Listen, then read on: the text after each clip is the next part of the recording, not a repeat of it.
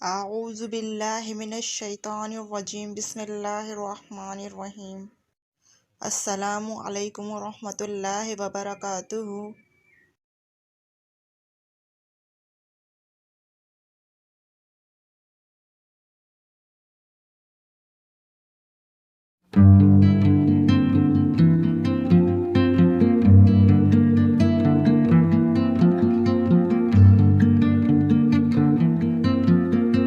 آج کا ہمارا عنوان ہے زبان کیا ہے، تو آئیے چلتے ہیں ویڈیو کی جانب۔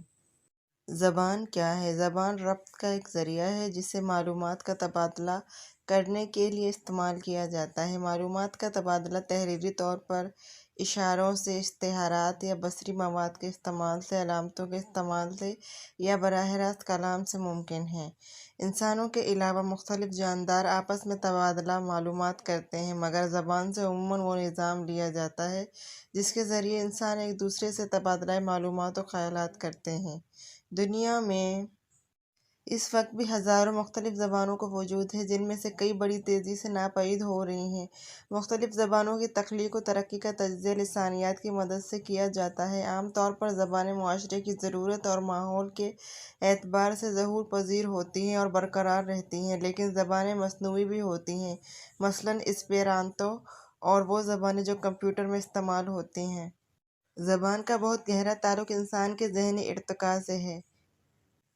مصر کے مشہور ادیب ڈاکٹر احمد امین نے اپنی خود نوشت میں لکھا ہے کہ پہلے میں صرف اپنی مادری زبان یعنی عربی جانتا تھا، اس کے بعد میں نے انگریزی سیکھنا شروع کیا۔ غیر معمولی محنت کے بعد میں نے یہ استعداد پیدا کر لی کہ میں انگریزی کتب پڑھ کر سمجھ سکوں۔ وہ لکھتے ہیں کہ جب میں انگریزی سیکھ چکا تو مجھے ایسا محسوس ہوا گویا پہلے میں صرف ایک آنکھ رکھتا تھا اور اب میں 2 آنکھ والا ہو گیا۔ اگر میں صرف اپنی مادری زبان ہی جانتا تو یقیناً معرفت کے بہت سے دروازے مجھ پر بند رہتے۔ زبان ایک ایسا نظام ہے جس میں صوتی، صرفی، نحوی، معنوی اور اسلوبی ذیلی نظاموں کا ایک منظم سلسلہ ہوتا ہے۔ یعنی زبان نظاموں کا ایک نظام ہے اور اس کے تمام ذیلی نظام ایک ساتھ مل کر ترسیل کا فرض ادا کرتے ہیں۔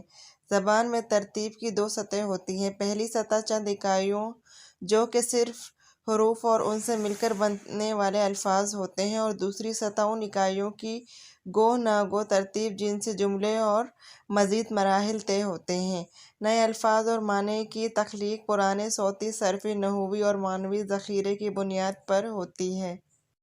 زبان کی تشکیل۔ اللہ نے انسان کو بولنے کی صلاحیت دی ہے۔ بولنے کی ترسیل کا وسیلہ لفظ ہوتا ہے جو آوازوں پر مشتمل ہوتا ہے، جنہیں ہم حرف کہتے ہیں۔ الفاظ آواز کی لہروں کی شکل میں اصوات کہلاتے ہیں۔ اصوات صوت کی جمع ہے جن کے مجموعے سے قابل سماعت کلام بنتا ہے۔ یہی کلام جب املا کی شکل اختیار کرتا ہے تو تحریر کہلاتی ہے۔ زبان کی 2 مختلف صورتیں ہوتی ہیں، ایک اس کی ظاہری صورت، دوسری اس کی معنوی صورت۔ اگر آواز اپنی معنوی حیثیت کو الفاظ کے ذریعے پوری طرح ادا نہ کر سکتی ہو تو زبان کا اصل مقصد یعنی ترسیل و ابلاغ کا عمل پورا نہیں ہو سکتا۔ الفاظ اور معنی میں تال میل اور مناسب ربط و تعلق ہی سے زبان کا دائرہ وسیع ہوتا ہے۔ زبان ایک زندہ حقیقت ہے جس میں مسلسل تبدیلیاں آتی رہتی ہیں۔ زمان و مکان کے اعتبار سے زبانیں ایک دوسرے سے مختلف ہوتی ہیں۔ ان میں کبھی اشتراک ہوتا ہے یا اختلاف، اور کبھی انسانیت، جس کی وجہ سے زبانوں کے مختلف خاندان ہو گئے ہیں یا انہیں مختلف خاندانوں میں تقسیم کیا گیا ہے۔ خدا نے انسان کو نطق کی صلاحیت دی ہے۔ نطق یعنی زبان۔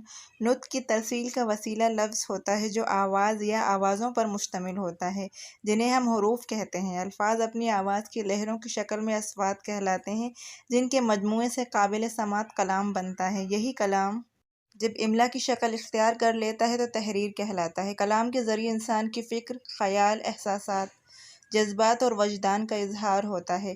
اسی لیے انسان دیگر جانوروں، ذی حیات مخلوق کے مقابلے میں ایوان ناطق کہلاتا ہے۔ زبان ایک سماجی ضرورت ہے۔ زبان سماج میں بنتی، سنورتی اور بگڑتی ہے۔ زبان سماج کو جوڑتی ہے، تہذیب و تمدن کی تعمیر و تشکیل میں اہم رول ادا کرتی ہے اور مل جل کر رہنے سہنے کے قابل بناتی ہے۔ اگر زبان نہ ہوتی تو انسانی معاشرت و تہذیب کی صورتحال یقیناً کچھ اور ہوتی۔ کوئی زبان موروثی نہیں ہوتی، یعنی وراثت میں نہیں ملتی۔ زبان دراصل اصل ماحول کی دین ہوتی ہے، وراثت کی نہیں۔ ایک بچہ جس ماحول میں پرورش پاتا ہے وہی زبان سیکھ لیتا ہے۔